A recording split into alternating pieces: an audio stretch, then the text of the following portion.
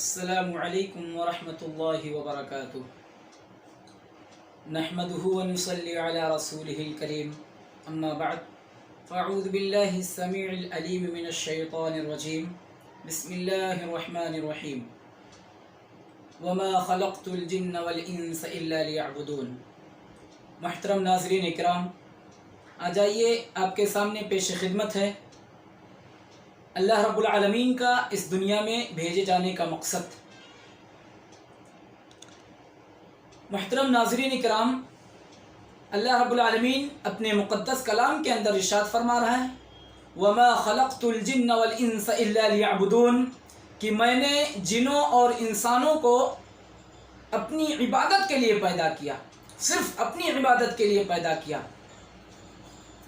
لیکن آج ہم اس دنیا میں آنے کے بعد اللہ رب العالمین کے بھیجے جانے کے اصل مقصد کو بھول بیٹھے ہیں، بلکہ نہ جانے کتنے ایسے لوگ بھی ہیں جو خود اللہ کو بھول بیٹھے ہیں۔ کیوں؟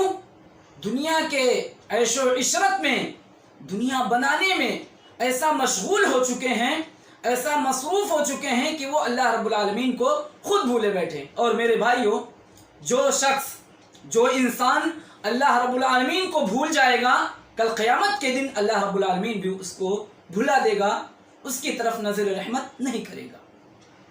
محترم ناظرین کرام، اللہ رب العالمین نے ہمیں اس دنیا میں اس لیے بھیجا تاکہ جو اصل زندگی ہے، یہ دنیاوی زندگی، یہ عارضی زندگی ہے، یہ چند دنوں کی زندگی ہے، یہ زندگی فنا ہونے والی ہے، ختم ہونے والی ہے۔ ابھی ہم چل پھر رہے ہیں، ایک دوسرے سے بات بھی کر رہے ہیں، لیکن ایسا وقت آ جائے کہ ہماری روح نکل جائے، ہمارا بولنا بند ہو جائے، ہمارا چلنا پھرنا بند ہو جائے،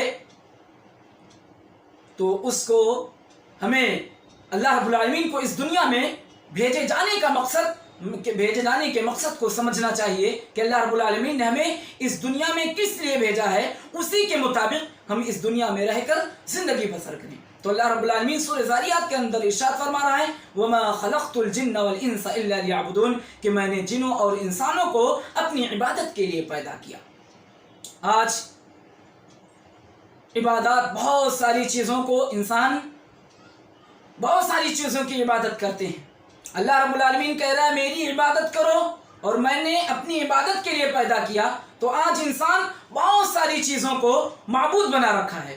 کوئی درخت کی پرستش کر رہا ہے، کوئی سورج کی پوجا کر رہا ہے، کوئی غیر اللہ کی پوجا کر رہا ہے، کوئی اور کسی چیز کی، یعنی اللہ کو چھوڑ کر غیر اللہ کی عبادت ہو رہی ہے دھڑلے کے ساتھ، اور اللہ کو چھوڑ کر غیر اللہ کے سامنے سجدے کرنا یہ شرک ہے۔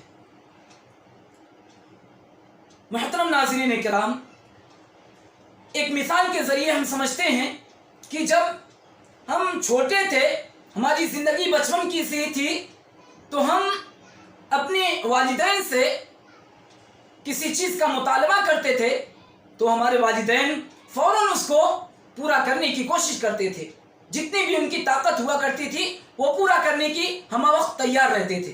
لیکن ہم جب بڑے ہو جائیں، نوجوانی کی عمر میں آ جائیں، پھر اپنے والدین کی موجودگی میں کسی غیر کے سامنے ہاتھ پھیلائیں، تو اس وقت والدین کے دل پر کیا گزرتا ہوگا؟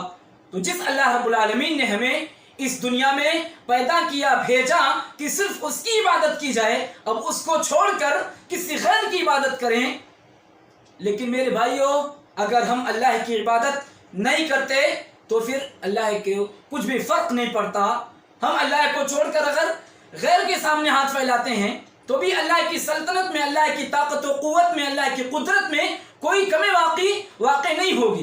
ہم عبادت کریں گے تو ہمیں اس کا بدلہ ملنے والا ہے، ہم اللہ سے مانگیں گے تو ہمیں اس کا بدلہ ملنے والا ہے، اس سے اللہ رب العالمین کو فرق پڑنے والا نہیں ہے۔ اللہ رب العالمین سے دعا گو ہوں کہ بار الہ ہم تمام مسلمانوں کو اللہ رب العالمین کے بھیجے جانے، یعنی اللہ رب العالمین نے جس مقصد کے لیے ہمیں دنیا میں بھیجا ہے، چند دنوں کی یہ زندگی ہے، اس اللہ رب العالمین کے اصل مقصد کو سمجھ کر ہمیں زندگی بسر کرنے کی توفیق عطا فرما۔ اللہ رب العالمین جو بھی مسلمان بے نمازی ہیں اللہ رب العالمین انہیں بانماز بنا دے. اللہ رب العالمین تمام مسلمانوں کو اللہ رب العالمین سے مکمل طور سے رشتہ جوڑنے کی توفیق عطا فرما. آمین. تقبل یا رب العالمین. والسلام علیکم ورحمۃ اللہ وبرکاتہ.